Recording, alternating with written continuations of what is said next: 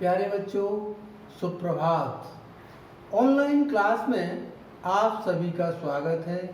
मैं हरिश्चंद्र सिंह, कक्षा 10, विषय विज्ञान, अध्याय विद्युत धारा के चुंबकीय प्रभाव को अध्ययन कराने के लिए उपस्थित हुआ हूँ। इस अध्याय को अध्ययन कराने के लिए आज प्रथम कक्षा में हमने कुछ शिक्षण बिंदु लिए हैं। इन शिक्षण बिंदुओं की सहायता से हम इस अध्याय का अध्ययन कराएंगे। यह शिक्षण बिंदु निम्नवत हैं। विद्युत धारा, चुंबक, चुंबकत्व, चुंबक के प्रकार, चुंबक के गुण। इस प्रकार से इन बिंदुओं की सहायता से हम इस अध्याय का अध्ययन आपको कराएंगे। आज शिक्षण बिंदु विद्युत धारा। इससे पूर्व की कक्षा में हमने ऊर्जा के स्रोत के बारे में अध्ययन किया था। ऊर्जा के स्रोत हमने आपको बताए थे: नवीकरणीय ऊर्जा स्रोत, अनवीकरणीय ऊर्जा स्रोत, ऊर्जा के परंपरागत स्रोत, गैर परंपरागत स्रोत, ऊर्जा, सौर कुकर, इनके बारे में हमने अध्ययन किया था और हमने आपको अच्छी तरह से अध्ययन कराया था। इसके आगे हम विद्युत धारा के चुंबकीय प्रभाव का अध्ययन करने जा रहे हैं। इस अध्याय को अध्ययन करने के लिए हम सबसे पहले विद्युत धारा के बारे में जानेंगे कि विद्युत धारा क्या है। इसका अभिप्राय यह है कि विद्युत धारा के बारे में जानने के लिए हम सबसे पहले विद्युत को इंग्लिश में कहते हैं इलेक्ट्रिसिटी। इलेक्ट्रिसिटी क्या, विद्युत क्या है? विद्युत एक प्रकार की ऊर्जा है। विद्युत एक प्रकार की ऊर्जा है जो हमारे दैनिक जीवन में अति आवश्यक है। हम यदि देखें कि विद्युत का उपयोग सुबह से लेकर शाम तक अर्थात दैनिक जीवन में फ्रिज, कूलर, पंखा, टीवी इत्यादि इत्यादि, ये सब क्या है? विद्युत ऊर्जा के कारण ही संभव है। कल कारखानों में इसका बहुत उपयोग है। सभी मशीनें विद्युत ऊर्जा के कारण संचालित होती हैं। अस्पतालों में देखें अर्थात दैनिक जीवन में विद्युत धारा का अति उपयोग है। इसके आगे आवेश, नंबर 1 विद्युत, नंबर 1 विद्युत, नंबर 2 आवेश या विद्युत आवेश।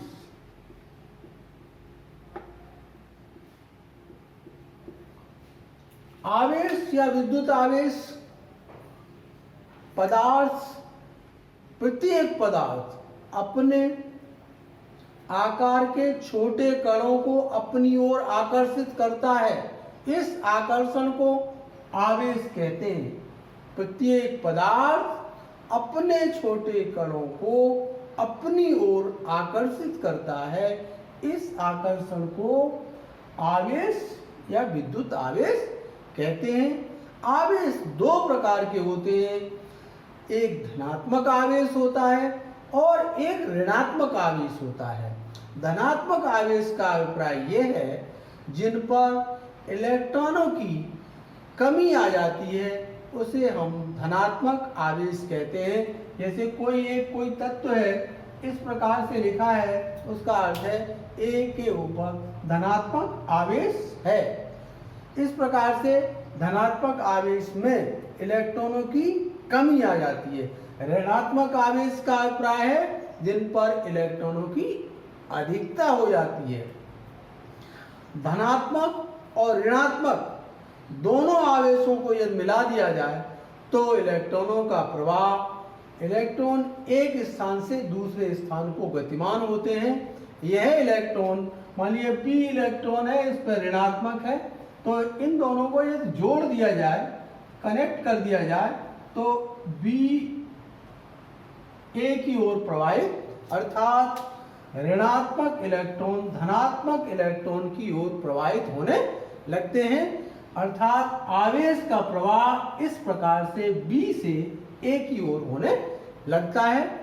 अर्थात अब विद्युत धारा की परिभाषा इस प्रकार से होगी, विद्युत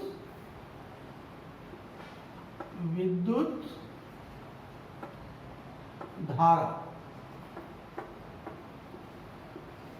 विद्युत धारा, इलेक्ट्रिक करंट, आवेश प्रवाह की दर को विद्युत धारा कहते हैं।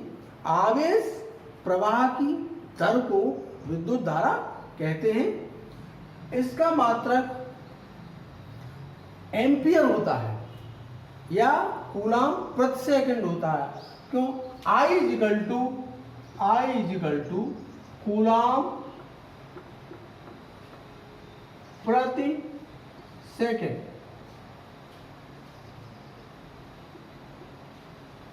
या कूलाम प्रति सेकंड या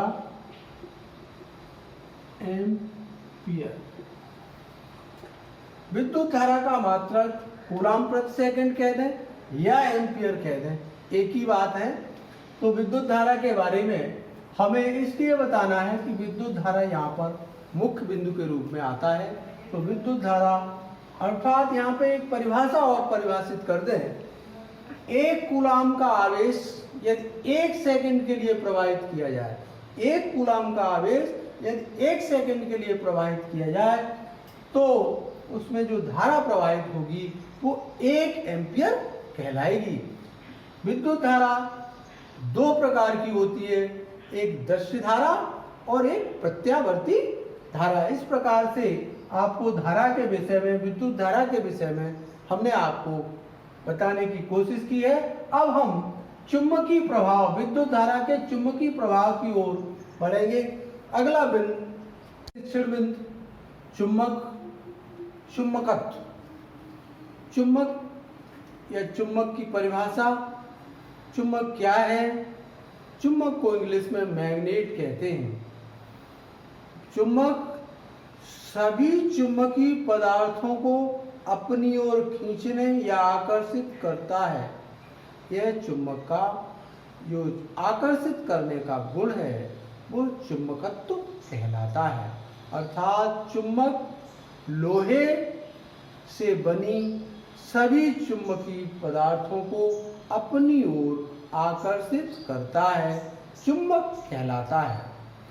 और पदार्थों को किसके कारण आकर्षित करता है? चुंबक में एक मैग्नेटाइट नामक पदार्थ पाया जाता है जिसके कारण चुंबक सभी वस्तुओं को जो लोहे से निर्मित होती हैं उनको अपनी ओर आकर्षित करता है, चुंबक कहलाता है। चुंबक में 2 अक्ष होते हैं अर्थात 2 ध्रुव होते हैं। जो हमने एक चुंबक लिया है उस चुंबक को आप ध्यान पूर्वक देखें तो आपको दिखाई दे रहा होगा।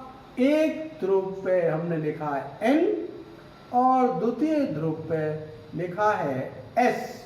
अर्थात चुंबक के 2 ध्रुव होते हैं N और S। आपको देख रहे होंगे ये N है और ये S है। चुंबक के 2 ध्रुव होते हैं, 2 सिरे होते हैं। तो चुंबक में 2 ध्रुव होते हैं N और S। चुंबक से आप समझ गए होंगे, चुंबक पृथ्वी के अंदर भूभाग में भी पाया जाता है। इसको कृत्रिम रूप से बनाया भी जाता है निकिल, कोबाल्ट एवं लोहे के द्वारा। चुंबक का अब वस्तुओं को अपनी ओर आकर्षित करने का जो गुण होता है उसे, उस गुण को चुंबकत्व कहते हैं। चुंबकत्व किनके कारण होता है? चुंबक में एक पदार्थ जिसका नाम है मैग्नेटाइट, उसके कारण चुंबक प्रत्येक लोहे या लोहे से निर्मित वस्तुओं को अपनी ओर आकर्षित करती है। अब आप इस बिंदु चुंबक और चुंबकत्व की परिभाषा को याद भी कर सकते हैं। चुम्बक किसे कहते हैं? चुम्बक वह पदार्थ है जो चुम्बकीय पदार्थों को अपनी ओर आकर्षित या खींचता है। दूसरे शब्दों में कहते हैं चुम्बक लोहे या लोहे से बनी वस्तुओं को अपनी ओर आकर्षित करता है, चुम्बक कहलाता है। इसको इंग्लिश में मैग्नेट भी कहते हैं। चुंबकत्व की परिभाषा से आप सहमत होंगे। चुंबकत्व की परिभाषा का अर्थ है जिन पदार्थों को चुंबक अपनी ओर आकर्षित करता है, इस गुण को चुंबकत्व कहते हैं। अगले शिक्षण बिंदु की ओर चलते हैं। चुंबक के प्रकार। चुंबक के प्रकार, चुंबक के दो प्रकार होते हैं। नंबर 1 प्राकृतिक चुंबक, नंबर 2 कृत्रिम चुंबक। नंबर एक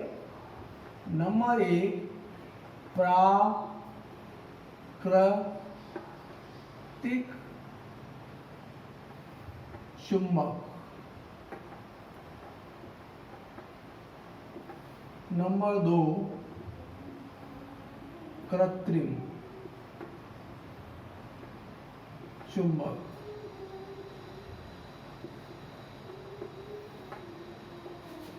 नंबर 1 प्राकृतिक चुंबक, नंबर 2 कृत्रिम चुंबक। प्राकृतिक चुंबक क्या होती है? यह चुंबक प्रकृति में स्वतंत्र अवस्था में पाई जाती है। यह चुंबक प्रकृति में स्वतंत्र अवस्था में पाई जाती है। इस चुंबक में चुंबकत्व के गुण जो होते हैं वो स्थायी नहीं होते हैं, वो अस्थायी होते हैं। अर्थात प्राकृतिक चुंबक कम क्रियाशील, कम चुंबकत्व वाली चुंबक होती है। अर्थात इसमें दोनों ध्रुवों की जो N और S, इस प्रकार से हम चुंबक को N और S दोनों ध्रुव होते हैं, लेकिन उन पर चुंबकत्व का प्रभाव थोड़े समय तक, अल्प समय के बाद उसमें क्रियाशीलता अर्थात चुंबकत्व धीरे धीरे समाप्त होता जाता है। यह प्रकृति में स्वतंत्र अवस्था में पाई जाती है।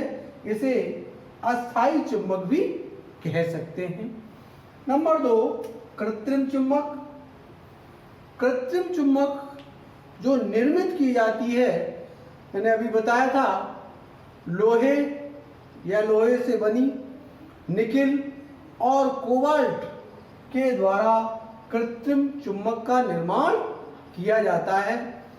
इस चुंबक में चुंबकत्व की शक्ति अधिक समय तक निहित रहती है।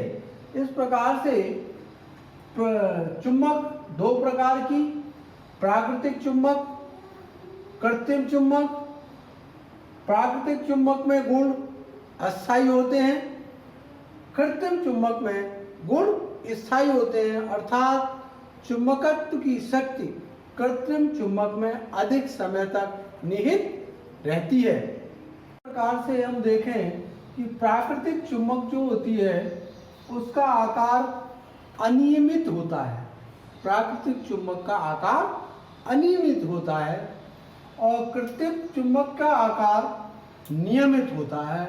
अर्थात आपने कृत्रिम चुंबकों को देखा भी होगा।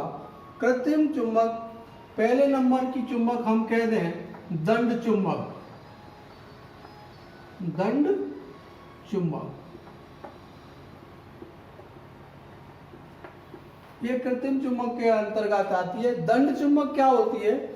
दंड चुंबक होती है जिसका इस तरह से, ये आपको ये जो चुंबक दिख रही है ये दंड चुंबक है, ठीक है। ये दंड चुंबक है, इसको आप देख रहे हैं, ये दंड चुंबक कहलाती है।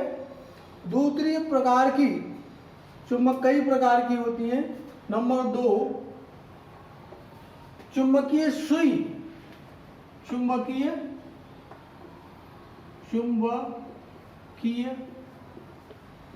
सुई। चुंबकीय सुई जो जिसे कंपास कहते हैं, दिक्सूचक भी कहते हैं, आपको मैं छोटा सा ये है दिक्सूचक, इसमें एक नीडल लगी हुई है, आप देख रहे होंगे लाल रंग की है, दिखाई दे रही होगी शायद को, आप देखें ध्यान से, ये चुंबकीय सुई है, इसका नाम चुंबकीय सुई है। ये भी कृत्रिम चुंबक के अंतर्गत आती है, शायद दिख रही होगी आपको, इस तरह से होती है ये, इस तरह से ये एक डिब्बे के अंदर बंद होती है और इसके भी दो ध्रुव होते हैं, एक N होता है और एक S होता है। ये कृत्रिम चुंबक के अंतर्गत आती है। एंड एक और चुंबक जिसे कहते हैं नाल चुंबक, नाल चुंबक। नाल चुंबक घोड़ा जो पहनता है नाल, उसी के आकार की होती है, ये इस तरह से N और ये S मोटी होती है, इस तरह से ये आकार में नाल चुंबक होती है। इस प्रकार से कृत्रिम चुंबक का आकार अनियमित,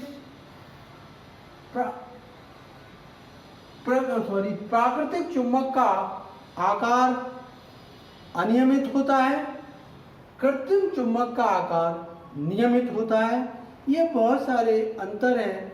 और प्राकृतिक चुंबक का चुंबकत्व हमने बताया स्थायी नहीं होता है, अस्थायी होता है।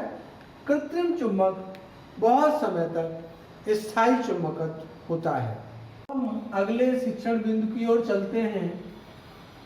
चुंबक के गुण, चुंबकीय प्रभाव में अब हम चुंबक के क्या क्या गुण होते हैं, तो चुंबक के गुण होते हैं, अभी हमने आपको बताया, चुंबक प्रत्येक लोहे या लोहे से बनी वस्तुओं को अपनी ओर आकर्षित करता है। इस गुण को चुंबकत्व कहते हैं। पहला गुण है, ध्यान से सुने, चुंबक प्रत्येक लोहे या लोहे से बनी वस्तुओं को अपनी ओर आकर्षित करता है। अब गुण ये वास्तव में सही है कि गलत? ये गुण हम बता रहे हैं, आप सुन रहे हैं, तो वास्तव में ये गुण सही है कि नहीं है? इसके लिए हमने चुंबक को लिया है। ये चुंबक है हमारी, ये चुंबक है, ये दिख रही होगी आपको, दिख रही है ना? तो ये चुंबक है, इसका कोई सा ध्रुव ले लीजिएगा, कोई सा ध्रुव ले लीजिएगा। ये हमारा लिखने का क्या है, मार्कर कहते हैं इसे। अब आप चुंबक के पास ले जाइए इसको आप ले जाइएगा, न तो ये कुछ एक्शन लेती है ना कुछ करती है, हटा दीजिए, लगा दीजिएगा, इस ध्रुव को ले जाइएगा, वही, कुछ अंतर नहीं पड़ता है। अर्थात प्लास्टिक या अन्य वस्तुएं होती हैं, उस पर चुंबक के ऊपर कोई प्रभाव नहीं पड़ता है। ये हमने गुण पहला जान लिया कि इसके ऊपर प्लास्टिक बनी हुई अन्य चीज़ों का कोई प्रभाव नहीं पड़ता। अब हम एक लकड़ी लेते हैं, लकड़ी लेते हैं और लकड़ी को चुंबक के पास ले जाते हैं, तो देखें आप, इस पर भी कोई प्रभाव, चाहे ध्रुव उत्तरी हो चाहे दक्षिणी हो, हम मिला रहे हैं, इस पर चुंबक का इसके ऊपर कोई प्रभाव नहीं पड़ रहा है। अब हम एक पदार्थ लेते हैं, एक छोटी सी हम छड़ी लेते हैं, वो है लोहे की बनी हुई, लोहे से निर्मित।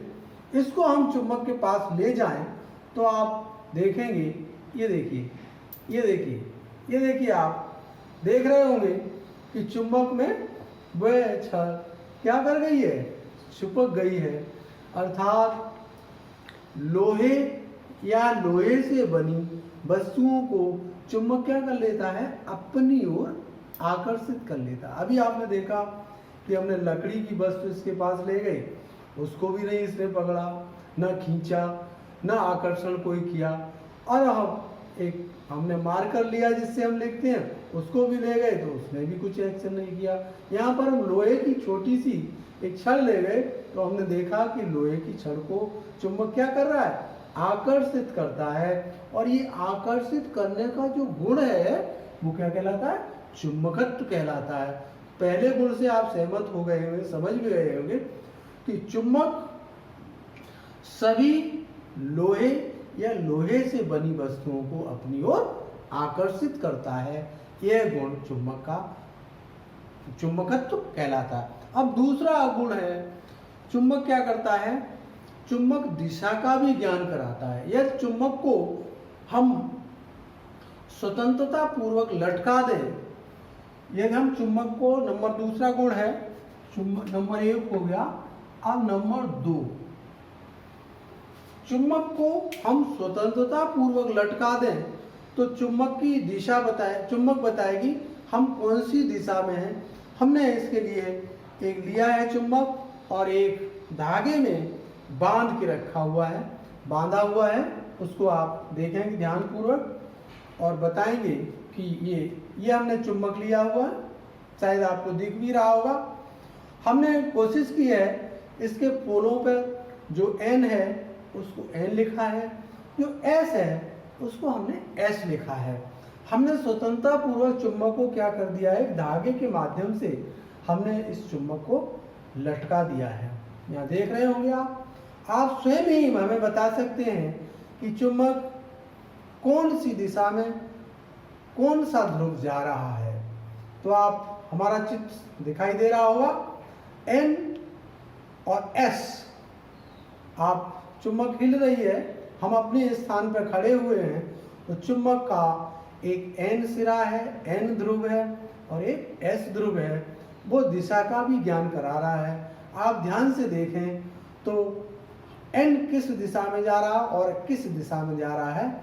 हम इस प्रकार से देखें तो N की दिशा, यदि हम सूर्य के सामने, हम इस प्रकार से खड़े हो जाएं, इस प्रकार से खड़े हो जाएं सामने की ओर, तो हमारे सामने सूर्योदय होता है तो पूर्व की स्थिति होती है, उसके विपरीत दिशा होती है वो पश्चिम की दिशा होती है। दिशा का ज्ञान ऐसे होता है। और दाहिना हाथ जो होता है वो दक्षिण दिशा का ज्ञान कराता है। ये वाला दक्षिण दिशा होगी और ये वाली उत्तर की दिशा होगी। ठीक है, तो आपने चारों दिशाओं का ज्ञान कर लिया, पूर्व, पश्चिम, उत्तर, दक्षिण। अब आप बता सकते हैं, इस चुंबक को देखकर हमने लटका दिए चुंबक इस प्रकार से, ये चुंबक है, ये लटका दिए। नॉर्थ और साउथ दोनों पोलों को हमने शो किया है चुंबक के ऊपर। तो आप देखें चुंबक एक निश्चित दिशा में रुकती है जाके। ये देखिए, आप दिखाई दे रहा होगा, ये वाला हिस्सा आपकी तरफ है, अर्थात आप हमसे किस दिशा में हैं, उत्तर दिशा में बैठे हैं। ये उत्तर की दिशा में, अर्थात नॉर्थ पोल है। नॉर्थ कौन सा पोल है? नॉर्थ पोल है, जो आपकी दिशा को दर्शा रहा है। और ये वाला एस पोल है, साउथ का पोल है, अर्थात चुंबक को जब हम स्वतंत्रता पूर्वक लटकाते हैं तो चुंबक दो दिशाओं में रुकती है। उत्तरी ध्रुव उत्तर की ओर, दक्षिणी ध्रुव दक्षिण की ओर रुकता है। आप ध्यान से देखें, नॉर्थ और साउथ दिखाई दे रहा होगा। इस प्रकार से उत्तर की ओर जो रुकता है वो उत्तरी ध्रुव कहलाता है, दक्षिण की ओर जो रुकता है वो दक्षिणी ध्रुव कहलाता है। इस प्रकार से चुंबक दो दिशाओं का ज्ञान कराती है, उत्तरी ध्रुव और दक्षिणी ध्रुव का ज्ञान कराती है। नंबर 2 हो गया आपका। नंबर 3 समान ध्रुवों, यदि ध्रुव इसके समान है, जैसे N और N, जैसे समान ध्रुव कौन से होंगे? N और N, N और N, S और S, ये समान ध्रुव हैं। समान ध्रुवों को मिलाने से चुंबक में प्रतिकर्षण होता है। क्या होता है? प्रतिकर्षण।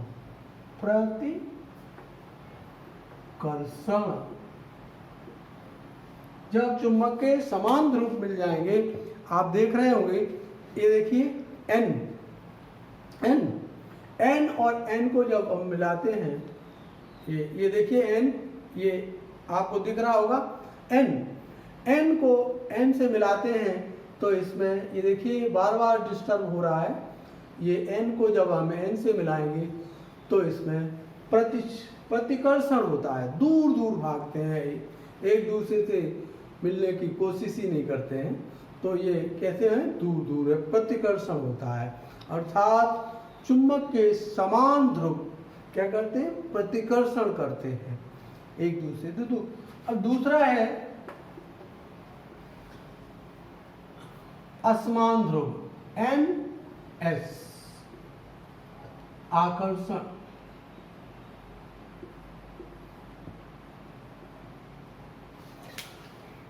असमान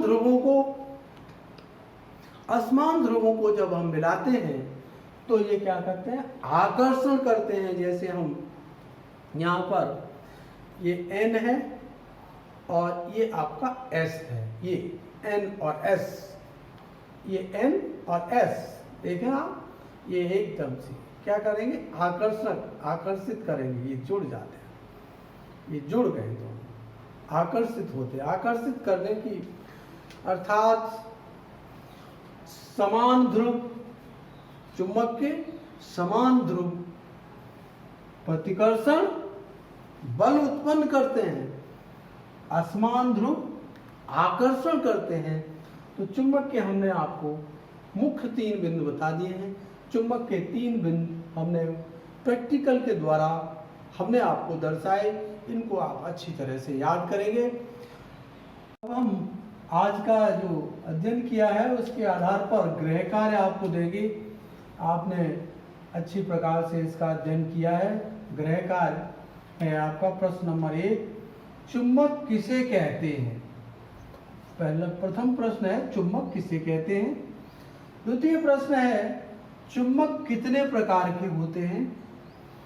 तृतीय प्रश्न है चुंबक के गुण लिखो। चुंबक के कम से कम 3 गुण आपको लिखने हैं जो हमने आपको बताए हैं। चुंबक के 3 गुण लिखो। प्रश्न नंबर 4, चुंबक के कितने ध्रुव होते हैं। चुंबक के ध्रुवों को लिखना है, नंबर 1 और नंबर 2 जो भी हैं उनको आप चुंबक के ध्रुवों को लिखेंगे। ये आपका गृह कार्य है। अच्छी तरह से आपने अध्ययन किया है, गृह कार्य को अच्छी प्रकार से करेंगे। अगला जो क्लास होगा उसके लिए कुछ विषय हम देंगे जिनका आप स्वाध्याय करके आएंगे। नंबर 1, विद्युत धारा के चुंबकीय प्रभाव में वैज्ञानिक ऑस्टर्ड का प्रयोग कैसे किया था, उसका क्या इफेक्ट था।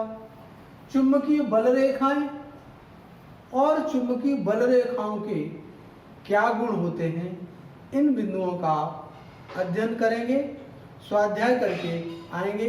कल आपकी क्लास होगी, उसमें आप अच्छी तरह से स्वाध्याय करें। आज के लिए धन्यवाद।